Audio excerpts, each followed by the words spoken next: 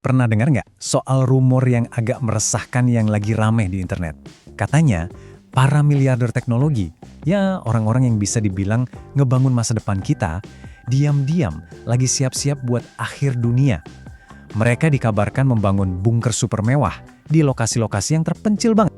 Nah ini nih pertanyaan utamanya kan, soalnya ini tuh bukan cuma soal bunker mewah doang, ini tentang sinyal apa yang mungkin lagi mereka kirim ke kita semua. Dan kalau kita ngomongin bunker nih, buang jauh-jauh bayangan soal lubang beton yang suram. Beberapa konsepnya tuh benar-benar tempat perlindungan ultra mewah yang nyatu sama alam. Jadi ini dirancang bukan cuma buat selamat, tapi buat ngelewatin kiamat dengan penuh gaya.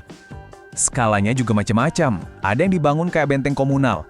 Bayangin aja, silo rudal bekas perang yang disulap jadi apartemen bawah tanah lengkap dengan dapur modern dan ruang santai bareng. Jadi, ini udah bukan lagi soal nyelamatin diri sendiri, tapi tentang bikin komunitas yang terisolasi total. Tapi, ya, gambaran klasiknya tuh tetap ada. Pintu baja tebel, lorong-lorong bergelombang, sampai tanda bahaya radiasi. Gambar kayak gini seolah-olah bawa kita balik ke era Perang Dingin.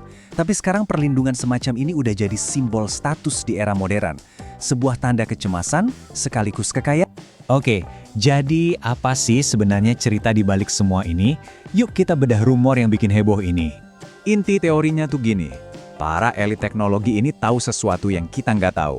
Mereka punya akses ke data, mereka lihat trennya, dan mereka nyimpulin kalau keruntuhan besar, entah itu karena iklim, ekonomi, atau kekacauan sosial udah di depan mata. Jadi ya udah, mereka bikin pintu darurat buat diri mereka sendiri. Sekarang, ayo kita lakuin hal yang paling penting.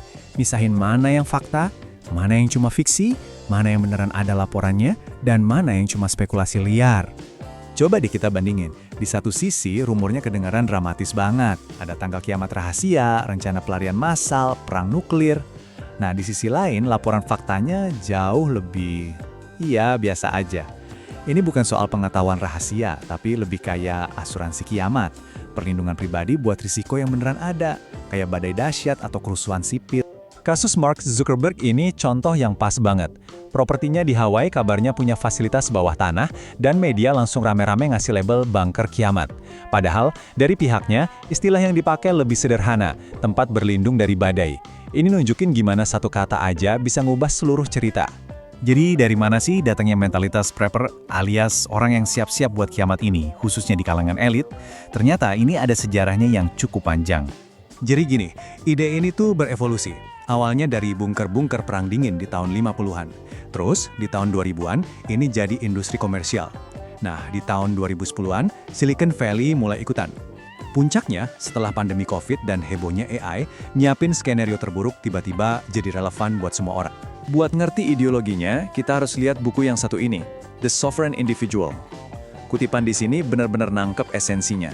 Sebuah visi tentang elit baru yang seolah-olah hidup seperti dewa-dewa mitos. Jadi, mereka ada di antara kita, tapi main dengan aturan yang beda.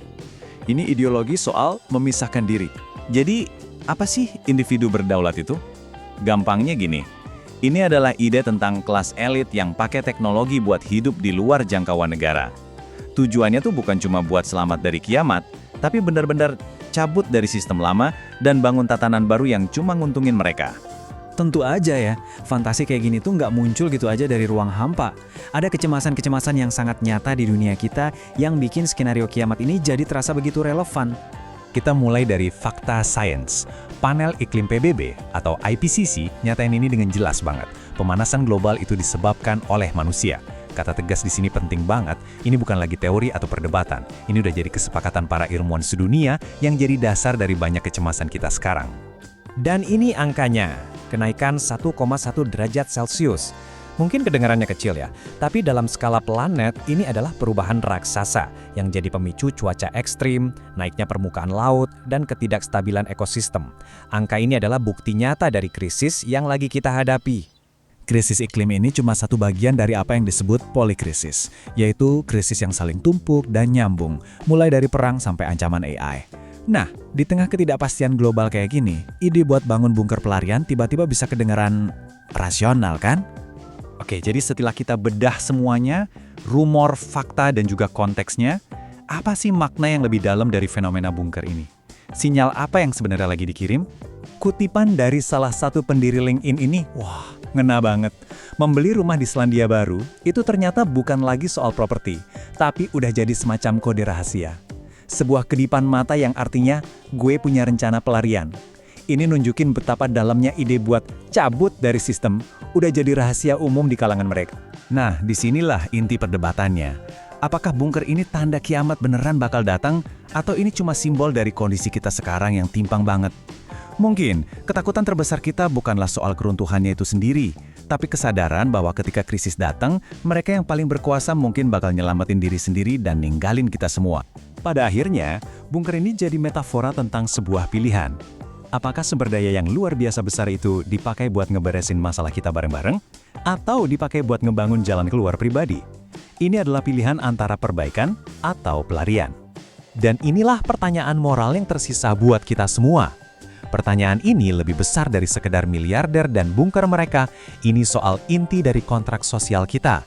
Ketika krisis benar-benar datang, apa tanggung jawab kaum elit? Memperbaiki dunia atau malah ngunci diri dari dunia?